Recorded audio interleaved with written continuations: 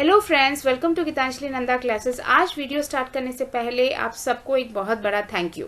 Channel को आज 1 साल हो रहे हैं और ये पॉसिबल नहीं होता, 1 साल की जर्नी पॉसिबल नहीं होती अगर आप लोग जुड़े नहीं होते। तो थैंक यू सो मच इसे सब्सक्राइब करने के लिए, इसे पसंद करने के लिए, लाइक्स करने के लिए, मुझे कमेंट करने के लिए और फ्रेंड्स के साथ शेयर करने के लिए। Thank you so much friends. आज इस वीडियो में हम बात करेंगे सोशियोलॉजिकल फाउंडेशन ऑफ एजुकेशन का unit 3 social change and education, और इसमें हम बात कर रहे हैं 3.1 का sub section 3 factors responsible for social change. इस वीडियो में आप जानेंगे कि सोशल चेंज क्या होता है, किस तरीके का होता है और क्या फैक्टर्स होते हैं, जैसे biological factors, physical factors, cultural factors और टेक्नोलॉजिकल फैक्टर्स, और ये क्यों आते हैं, इनका इन्फ्लुएंस किस तरीके का होता है, और ये भी जानेंगे कि बीएड में आपके इस सेक्शन से क्या सवाल आता है। So friends, let's get started and thank you so much for being with me. इस सेक्शन से जो सवाल आता है आपके एग्जाम में वो है what are the factors for social change. सवाल अगर फ्रेंड्स आपका है what are the factors of social change, तो शुरुआत कीजिएगा कि सोशल चेंज क्या होता है, उसके जो सोशल चेंज को इंट्रोड्यूस किसने करवाया था। जैसे कि हम कह सकते हैं कि ऑगस्ट कॉम्टे ने करवाया था, जो फादर ऑफ सोशियोलॉजी हैं। और सोशल चेंज किस तरीके के होते हैं, जिस तरह के सोशल प्रोसेसेस में चेंज होती हैं, जो होती हैं सोशल इंटरेक्शन में चेंजेस या सोशल ऑर्गेनाइजेशन में चेंजेस। ये टर्म्स इंक्लूड करना जरूरी है आंसर में। इसके बाद आप डायरेक्टली आइएगा फैक्टर्स पर जो क्वेश्चन पूछ रहा है, और जो 4 फैक्टर्स बुक में दिए हैं, फिजिकल, बायोलॉजिकल, टेक्नोलॉजिकल और कल्चरल फैक्टर्स, इन सबको अलग अलग पॉइंट फॉर्म में आप डिस्क्राइब कीजिएगा। तो आप लिखिएगा change is the irrefutable law of nature, the concept of social change was introduced by August Comte, father of sociology. तो जो चेंज है वो एक नेचर का एक पार्ट है, इसे हम चेंज नहीं कर सकते। ये एक ऐसा पार्ट है जो हमेशा होता रहता है, इररिफ्यूटेबल लॉ ऑफ नेचर है। और इस कॉन्सेप्ट को of social change August Comte ने पहली बार दिया था। Social change is a change that takes place in human interaction and human relationship, like the Reformation, Civil Right Movement और Green Movement. Definition में लिखिएगा कि social change एक ऐसा change होता है जो human interaction के अंदर और उसके relationship के अंदर change लाता है। ये Reformation ला सकता है, Civil Right Movement इसके अंदर आते हैं, Green Movement भी इसके अंदर आता है। Society is a web of social relationship and hence social change means a change in system of social relationship which are understood in form of social process, social interactions and social organization। यानी जो society है वो web होती है social relationship की, और जब हम बात करते हैं सोशल चेंज की तो इसी सोशल रिलेशनशिप में चेंज को हम समझते हैं। और वो जो चेंजेस होते हैं वो सोशल प्रोसेसेस में चेंज हो सकती हैं, सोशल इंटरेक्शन में चेंजेस हो सकते हैं या सोशल ऑर्गेनाइजेशन में चेंजेस हो सकती हैं। No human society is static at the time. It is difficult to predict the forms and directions of social change. कोई भी ह्यूमन सोसाइटी किसी भी वक्त स्टैटिक नहीं थी और ना ही अब है, और इसका जो प्रिडिक्शन यानी किस फॉर्म का चेंज आता है, सोशल प्रोसेस में चेंज आ रहा है या सोशल इंटरेक्शन में चेंज आ रहा है या उसके ऑर्गेनाइजेशन में चेंज आ रहा है, वो उसको प्रिडिक्ट नहीं किया जा सकता, क्योंकि ये बहुत सारे फैक्टर्स के द्वारा इन्फ्लुएंस्ड होता है, जैसे कि physical factor, biological factor, technological factor और कल्चरल फैक्टर। फर्स्ट पॉइंट की बात करें वो है फिजिकल फैक्टर। फ्रेंड्स, जिस तरह मैंने कहा आपको हर एक फैक्टर अलग अलग करके डिस्क्राइब करना है। फिजिकल फैक्टर वो होते हैं जो फिजिकल एनवायरनमेंट से जुड़े होते हैं, जैसे कि एक जगह का टेम्परेचर, उसका रेनफॉल, उसके सॉइल के मिनरल अमाउंट्स या उसकी फॉरेस्ट या डेजर्ट रीजन है, माउंटेन्स रीजन है और उसकी टेम्परेचर्स। तो ये सारी चीज़ें जो इन्फ्लुएंस करती हैं फिजिकल एनवायरनमेंट, उसे हम फिजिकल फैक्टर्स में लेते हैं। और ये चीज़ें इंसान के हाथ में नहीं होती हैं। तो पहली चीज़, हालांकि इंसान इसे इन्फ्लुएंस करता है, जैसे कि अगर पोल्यूशन बढ़ता है तो ग्रीन हाउस इफेक्ट बढ़ता है, पोल्यूशन से वाटर पोल्यूशन होता है तो जो एडिबल वाटर है वो उसका कंटेंट हम कम जाता है, पोर्टेबल वाटर्स की जो अवेलेबिलिटी है वो कम हो जाती है, प्लास्टिक के यूज से बहुत ज़्यादा जो सॉइल है वो पोल्यूटेड हो जाता है, तो फर्टाइल सॉइल नहीं रहता, या फिर कोई इंडस्ट्री की वजह से सॉइल एंड वाटर पोल्यूशन होता है। तो हालांकि इंडिविजुअल के इफेक्ट से सोशल फिजिकल चेंजेस में आती हैं चेंजेस, पर कुछ ऐसे चेंजेस भी होते हैं जो ह्यूमन इफेक्ट में नहीं होते, जैसे कि अर्थक्वेक की बात करें, सुनामी की बात करें, साइक्लोन्स की बात करें, तो ये ह्यूमन के अंडर नहीं आती, तब भी सोशल लाइफ और सोशल चेंज करवाती हैं। जिस तरह की कि अगर एक जगह पे सही तरीके का वाटर कंटेंट है, टेम्परेचर सही है, तो वो ह्यूमन सेटलमेंट के लिए सही रहेगा। पर अगर वही उसी जगह पर ह्यूमन सेटल्ड हैं और उसी जगह पर फिजिकल फैक्टर्स चेंज हो रहे हैं, टेम्परेचर चेंज हो रही हैं, तो लोगों के रहने का तरीका बदल जाएगा। अगर विंटर्स आएंगे तो वो स्वेटर पहनना शुरू कर देंगे, अगर साइक्लोन प्रोन एरिया है तो वो घर इस तरह बनाएंगे कि जो साइक्लोन से बच पाए, अर्थक्वेक प्रोन एरिया है तो वो अर्थक्वेक से बने रेजिस्टेंट घर बनाएंगे। तो उनका जो लाइफस्टाइल होगा वो उनके फिजिकल एनवायरनमेंट से कंप्लीटली इन्फ्लुएंस्ड होगा, उनके रिलेशनशिप भी उसी के इन्फ्लुएंस के इसी के साथ इन्फ्लुएंस्ड होंगे, और वो अल्टीमेटली सोशल चेंज लाएगा। तो कहने की बात यह है कि जो फिजिकल फैक्टर्स होते हैं वो इंसान के हाथ में हो सकता है और नहीं भी होता है, और उससे इंसान इन्फ्लुएंस भी कर सकता है, नहीं भी कर सकता है, पर फिजिकल फैक्टर्स इन्फ्लुएंस करती हैं बहुत ज़्यादा सोशल चेंजेस और उनके जो रिलेशनशिप है उसको। क्योंकि इसी की वजह से इंडिया को हम डाइवर्सिटीफाई करते हैं, इंडिया को हम यूनिटी इन डाइवर्सिटी बताते हैं, क्योंकि हर जगह उसके इंडिया के हर तरीके का फिजिकल फैक्टर आपको देखने को मिलता है। टोपोलॉजिकल फैक्टर्स अलग रहती हैं, कहीं माउंटेन है तो कहीं डेजर्ट है, तो रहने का जो तरीका है, रिलेशनशिप का तरीका है वो अलग है। माउंटेन रेंज में रहने वाले लोगों का, माउंटेन्स में रहने वाले या प्लेन्स में रहने वाले लोगों का तरीका, जीवन शैली अलग होती है, और डेजर्ट में रहने वाले लोगों की जीवन शैली अलग होती है। तो इन्हीं चीज़ों को आपको एक्सप्लेन करना है, पर पॉइंट वाइज फॉर्म में आप एक्सप्लेन करने की कोशिश कीजिएगा। Physical environment is the most important phenomenon which influences social life. तो फिजिकल एनवायरनमेंट एक बहुत बड़ा फिनोमिनन है जो इन्फ्लुएंस करता है सोशल लाइफ को। Nature and environment continuously change and brings changes in life of people and society. तो जो नेचर है, जो जिस तरह हमने बात की फर्स्ट स्लाइड में कि जो चेंज है वो इररिफ्यूटेबल लॉ ऑफ नेचर है, तो चेंज नेचर और एनवायरनमेंट का भी एक पार्ट है, और उसकी वजह से पीपल और सोसाइटी में चेंजेस देखे जाते हैं। Physical environment promotes and limits the growth of civilisation. तो एक फिजिकल एनवायरनमेंट ही उसके जो ग्रोथ ऑफ सिविलाइजेशन को या प्रमोट ऑफ सिविलाइजेशन को करता है, या तो प्रमोट कर सकता है या लिमिट कर सकता है। Physical environment can be the surface of earth, mountains, reverse, rainfalls, forest, minerals etcetera. तो फिजिकल एनवायरनमेंट में सारी चीज़ें जाएगी, जैसे कि अर्थ हो, मिट्टी हो, या फिर माउंटेन्स हो, रिवर्स हो, रेनफॉल हो, फॉरेस्ट हो, उस जगह का टेम्परेचर हो, ह्यूमिडिटी हो, प्रेशर हो, या mineral content of the soil हो। Physical changes in the nature are usually unaffected by the human activity. तो जनरली क्या होता है, जो फिजिकल चेंजेस होती हैं वो ह्यूमन के जो एक्टिविटीज है उससे अनअफेक्टेड होती हैं। माउंटेन जो है उसमें इंसान रह रहा है, पर उसका कोई काम नहीं है उसमें, उसने माउंटेन्स बनाए नहीं है, उसने डेजर्ट नहीं बनाया, तो इसमें फिजिकल चेंजेस में इंसान ज़्यादा इन्वॉल्व नहीं हो पाता, उसका इन्फ्लुएंस नहीं होता। Availability of natural resources necessary for human life leads to settlement of human society around them. So natural resources की अगर availability है तो human life वहाँ sustain करती है और वो promote करता है, एक सोसाइटी को प्रमोट करता है, सिविलाइजेशन को। Misuse of physical environment by human being resulted in green house effect, pollution, shortage of potable water. तो फिजिकल एनवायरनमेंट को अगर इंसान उसे एक्सप्लॉयट कर रहा है, उसे मिसयूज कर रहा है, तो वो इंसान को ही इफेक्ट करता है। जैसे कि ग्रीन हाउस इफेक्ट कर रहा है, आजकल लोगों को पोल्यूशन इफेक्ट कर रहा है, या फिर shortage of portable water effect कर रहा है लोगों को।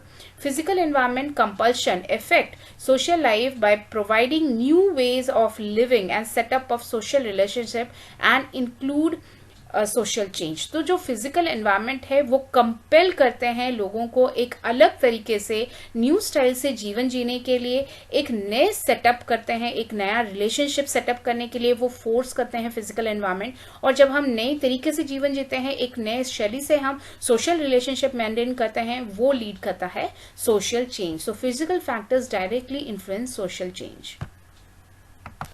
सेकेंड पॉइंट की बात करें तो वो है बायोलॉजिकल फैक्टर। बायोलॉजिकल फैक्टर में जाएंगी डेमोग्राफी। डेमोग्राफी यानी स्टडी ऑफ ह्यूमन पॉपुलेशन। इसमें जाएगा आपका डेंसिटी ऑफ पॉपुलेशन जाएगा, साइज ऑफ पॉपुलेशन जाएगा, बर्थ रेट जाएगा, डेथ रेट जाएगा, एज ऑफ मैरिज जाएगा, चाइल्ड बियरिंग एज आएगा, तो ये सारी चीज़ें जाएंगी। और ये देखा गया है कि जिन सोसाइटी में फर्टिलिटी एंड मोर्टालिटी दोनों कम होती हैं, यानी बर्थ रेट और डेथ रेट कम होती हैं, वहाँ स्टैंडर्ड ऑफ लिविंग बहुत अच्छा होता है। और इन देशों को, हम बहुत सारे देशों को, जैसे हम डेवलप्ड कंट्रीज की बात करें तो यहाँ ये चीज़ें पाई जाती हैं, यानी यहाँ उनका बर्थ रेट भी कम होता है और डेथ रेट भी कम होता है। सो हर एक इंडिविजुअल का जो स्टैंडर्ड ऑफ लिविंग है वो हाई होता है। पर जहाँ फर्टिलिटी और मोर्टालिटी दोनों हाई होती हैं, बर्थ रेट भी हाई होती है और डेथ रेट भी हाई होती है, तो उस जगह पे ज़्यादा डेवलपमेंट नहीं होता। वहाँ जो स्टैंडर्ड ऑफ लिविंग है वो लो रहती है, चाहे हेल्थ के इश्यूज़ को लेकर, सैनिटेशन के इश्यूज़ को लेकर, एजुकेशन को फैक्टर्स को लेकर, हर एक फैक्टर में वो नीचे रहता है। वो कभी कभी बहुत सारे अफ्रीकन कंट्रीज़ जो अंडर डेवलप्ड कंट्रीज़ हैं उनमें दोनों ही फर्टिलिटी और मोर्टालिटी दोनों ही बहुत हाई रहती हैं।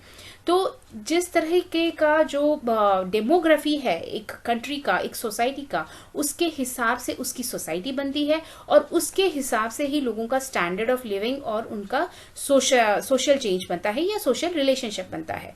अगर लोग कम हैं और अगर चीज़ों को हर एक इंसान को प्रॉपरली उसके जो रिक्वायरमेंट है वो फुलफिल हो रहे हैं, तो वो सोसाइटी में लोगों का लाइफस्टाइल अच्छा रहेगा, रिलेशनशिप अच्छा रहेगा और वो एक सेटल कंट्री बनेगा। अगर वैसे ऐसी जगह है जहाँ लोगों का जो डेंसिटी है वो ज़्यादा है और रिक्वायरमेंट जो है, यानी जो फूड की अवेलेबिलिटी की बात करें, सैनिटेशन की अवेलेबिलिटी की बात करें, जो नेसेसिटी वो कम है, तो वहाँ का जो स्ट्रगल रहेगा, कॉम्पिटिशन रहेगा, वो बहुत ज़्यादा हाई होगा और वहाँ लोगों का जो रिलेशनशिप रहेगा वो अलग रहेगा। वहाँ क्रिमिनल फैक्टर्स भी ज़्यादा बढ़ सकती हैं। तो इस तरीके से हमारे जो बायोलॉजिकल फैक्टर्स है वो इन्फ्लुएंस करती है हमारे सोशल चेंज को। तो इसमें लिखिएगा कि demography is the study of human population which include size and structure of human population. So demography वो स्टडी होती है जिसे हम ह्यूमन पॉपुलेशन की स्टडी ह्यूमन पॉपुलेशन की स्टडी करते हैं और ये उसकी साइज और स्ट्रक्चर की स्टडी होती है। The social change in society is closely related to change in size, composition and distribution of population. और जो सोशल चेंज है वो सोसाइटी में डायरेक्टली लिंक्ड होता है वो सोसाइटी का साइज, यानी पॉपुलेशन कैसे है, कंपोजिशन किस तरह लोग मिले हुए हैं और सेक्स रेशियो कैसा है, कास्टिज्म है कि नहीं, रेसिज्म है कि नहीं, या फिर कैसे रिलीजन के लोग हैं। तो ये सारी चीज़ें उसके कंपोजिशन क्या है उससे रिलेटेड होता है और डिस्ट्रीब्यूशन ऑफ पॉपुलेशन से रिलेटेड होता है। कहीं एक छोटी सी जगह पे बहुत ज़्यादा लोग जमे तो नहीं हो गए हैं, डिस्ट्रीब्यूशन ऑफ पॉपुलेशन किस तरह का है। कुछ लैंड फॉर्म्स होंगी जहाँ बिल्कुल लोग नहीं होंगे, कुछ होगा बहुत ही ज़्यादा डेंसली पॉपुलेटेड होगा। तो ये सारी चीज़ें सोशल चेंज को अफेक्ट करती हैं। The country where fertility and mortality is low, their standard of living is high. In the countries where it is high, their standard of living is low. So Jin countries में fertility और mortality low है उनकी standard of living high होती है और in the countries Jin countries में ये high होती हैं यानी fertility और mortality high होती है वह standard of living low होता है। Biological factors of social change depends on, biological factors जो social change लाती हैं वो होती हैं birth rate, death rate, migration, sex ratio, age at marriage, child bearing age and life expectancy. The growth of population is also closely linked with social organization and social structure of society as it affects the physical health and vitality of people. तो जो growth of population है, कितनी density है population की, उनकी mortality कैसी है, fertility कैसी है, ये सारी चीज़ें डायरेक्टली लिंक करती है सोशल ऑर्गेनाइजेशन और सोशल स्ट्रक्चर को। और वो जो इफेक्ट करती हैं सोशल ऑर्गेनाइजेशन और सोशल स्ट्रक्चर को, वो चेंज लाता है सोसाइटी में, उसे हम सोशल चेंज करते हैं क्योंकि वो लोगों की फिजिकल हेल्थ और वाइटलिटी को अफेक्ट करता है। तो बायोलॉजिकल फैक्टर्स फिजिकल हेल्थ और वाइटलिटी ऑफ ए पीपल को अफेक्ट करता है, उसकी वजह से वो सोशल चेंज को भी अफेक्ट करता है। थर्ड में है टेक्नोलॉजिकल फैक्टर। टेक्नोलॉजिकल फैक्टर है मेटेरियल एनवायरनमेंट में चेंज, चाहे कम्युनिकेशन के लिए आपके मोबाइल इलेक्ट्रॉनिक्स में चेंज हो, व्हील की डिस्कवरी हो, या फिर इंडस्ट्रियलाइजेशन हो, ये सारी चीज़ें, या फिर इंटरनेट का बूम हो, ये सारी चीज़ें टेक्नोलॉजिकल फैक्टर में जाएंगी। और टेक्नोलॉजिकल जो मेटेरियल एनवायरनमेंट में चेंज वो नॉन मेटेरियल एनवायरनमेंट में चेंज लाता है, यानी आइडियाज़ और कस्टम में चेंज लाता है। तो आप लिखिएगा कि technology process has often lead to long lasting change on society. So technological processes में और उसके चेंजेस में उसने long lasting change in society लाया है। और development and change in human society is always linked to development and change in technology. So change in scientific technology, development in technologies, इसने हमेशा development and change in society किया है। Technology change brings material environment change and to adjust human make changes which leads to modification of customs and ideas that is non-material leading to social change. तो जब technological change हो रही है उससे material environment में change होगा और इंसान खुद को एडजस्ट करने के लिए इस मटेरियल चेंज में वो कस्टम और आइडियाज को चेंज करता है और वो लीड करता है सोशल चेंज. जैसे कि the invention of wheels changes were brought in field of transportation and production. So wheel का जो invention था उसने ट्रांसपोर्टेशन और प्रोडक्शन में चेंज लाया और वो सोसाइटी को चेंज किया. सेकेंड था development in electronics broad change in field of communication. Electronics devices में चेंज और उसके डेवलपमेंट में उसने कम्युनिकेशन को बेटर बनाया और कम्युनिकेशन फील्ड को चेंज किया. इससे सोसाइटी में भी चेंज देखा गया. थर्ड है industrialisation broad urbanisation and migration leading to emergence of nuclear family. So nuclear family का इमर्जेंस का क्रेडिट जो है वो जाता है इंडस्ट्रियलाइजेशन को, क्योंकि लोगों का अर्बनाइजेशन शुरू हुआ, लोग बहुत कम जगहों में लोगों की डेंसिटी बननी शुरू हुई, माइग्रेशन शुरू हुआ और इसकी वजह से न्यूक्लियर फैमिली भी. फोर्थ है development in internet led to formation of global citizens और नेटिजन्स. सो इंटरनेट का जो डेवलपमेंट की वजह से पूरी दुनिया एक ग्लोबल विलेज हो गई है और नेटिजन की डेवलपमेंट हुई. तो फ्रेंड्स ये कुछ एग्जांपल्स हैं जिससे हम बता सकते हैं टेक्नोलॉजिकल फैक्टर्स किस तरह social changes lie. Fourth and the last point is cultural factors. और कल्चरल फैक्टर्स में जाएंगी आइडियाज, वैल्यूज, नॉलेज या बिलीव जो एक बहुत इंपॉर्टेंट इंटीग्रल पार्ट होता है सोसाइटी का. और इस चीज में चेंज को वो रिलेट करता है कल्चरल चेंज. अगर कल्चर के वैल्यूज में चेंज आ रहा है तो सोशल चेंज आती हैं और ये ज्यादातर इसलिए होती हैं क्योंकि जब न्यू बिलीव और ओल्ड बिलीव के अंदर एक क्लैश होता है, कॉन्फ्लिक्ट होता है तो नए वैल्यूज बनते हैं. और एक बहुत बड़ा फैक्टर है कल्चरल जो सोशल चेंज का और वो है दो कल्चर्स के बीच का गैप अगर कम हो जाता है. अगर डिफरेंट सोसाइटी एक दूसरे के साथ क्लोज कांटेक्ट में रह रही हैं तो एक दूसरे के जो कल्चरल ट्रेंड्स है वो शेयर करती हैं, चाहे उस ट्रैवल की वजह से हो, ट्रेड या कॉमर्स की वजह से हो, और उससे एक बनता है न्यू कल्चर और वो क्रिएट करता है एक सोशल चेंज. तो फ्रेंड्स आप लिखिएगा कि culture relate to ideas, values, knowledge, believe which is an integral part of society and social life. Culture and social lives are so interlinked that all the cultural changes bring social changes. So अगर culture में change आ रहा है कुछ भी वो social change लाएगा क्योंकि दोनों ही culture और social life वो बहुत ही ज़्यादा interlinked होते हैं. New social values and believes produce social change. तो नए जो वैल्यूज होते हैं, सोशल वैल्यूज होती हैं और बिलीव्स होती हैं वो सोशल चेंज लाती हैं. और ये न्यू बिलीव्स कैसे आती हैं? क्योंकि जब कॉन्फ्लिक्ट होता है new and old cultural values that lead to creation of new value system. तो नए वैल्यूज आती हैं जब नए और पुराने वैल्यूज के जो कल्चरल वैल्यूज हैं उनमें कॉन्फ्लिक्ट होता है तो नए वैल्यू सिस्टम डेवलप होते हैं और नए वैल्यू सिस्टम के साथ नई सोशल चेंज डेवलप होती है. Social change is broader than cultural change and cultural change is a part of it. तो social change होता है वो बड़े टर्म्स में होता है क्योंकि वो फिजिकल फैक्टर के चेंज को भी हम सोशल चेंज लीड कर पाता है, टेक्नोलॉजिकल फैक्टर को भी लीड कर पाता है और कल्चरल फैक्टर से भी वो चेंज आता है. तो सोशल फैक्टर जो है वो चेंज जो है वो ब्रॉडर होता है पर ये पार्ट जो कल्चरल चेंज है वो उसका एक पार्ट है. Social systems are either directly or indirectly the creation of cultural values. तो जो सोशल सिस्टम है, जिस सिस्टम में हम रहते हैं, सोसाइटी का जो सिस्टम है वो डायरेक्टली हो या इनडायरेक्टली हो कल्चरल वैल्यूज का ही एक सिस्टम है, वो क्रिएशन है कल्चरल वैल्यूज का. Social change occurs through cultural contact between different society and one society adopts the cultural traits of other through close contact because of travel, trade and commerce. तो जो नया cultural change है वो कैसे बनता है? Cultural change इस तरह बनता है कि जब एक दो डिफरेंट सोसाइटी दोनों मिलकर एक कल्चरल कांटेक्ट में रहते हैं. और वो किस तरह कांटेक्ट में रहते हैं? बिकॉज ऑफ ट्रैवल रह सकते हैं, ट्रेड रह सकते हैं, कॉमर्स रह सकते हैं. तो जब वो एक दूसरे के पास रहते हैं तो एक दूसरे से कल्चर सीखते हैं, कल्चर्स एक दूसरे के साथ अडॉप्ट करना शुरू करता है और उससे एक नया कल्चर फॉर्म होता है जो सोशल चेंज लाता है. This contact leads to formation of new form of culture creating social change. Friends इसी के साथ ये सवाल फिनिश होता है. फ्रेंड्स, अगर आपको मेरा पढ़ाने का तरीका अच्छा लग रहा है तो इसे लाइक कीजिए, फ्रेंड्स के साथ शेयर कीजिए। सब्सक्राइब अब तक नहीं किया है तो जल्दी से सब्सक्राइब कर दीजिए। आप मुझे फेसबुक पे भी ज्वाइन कर सकते हैं, facebook.com/Gitanjali Nanda Classes। मुझे कमेंट जरूर लिखते रहिए और दोबारा थैंक यू सो मच मेरे साथ जुड़े रहने के लिए।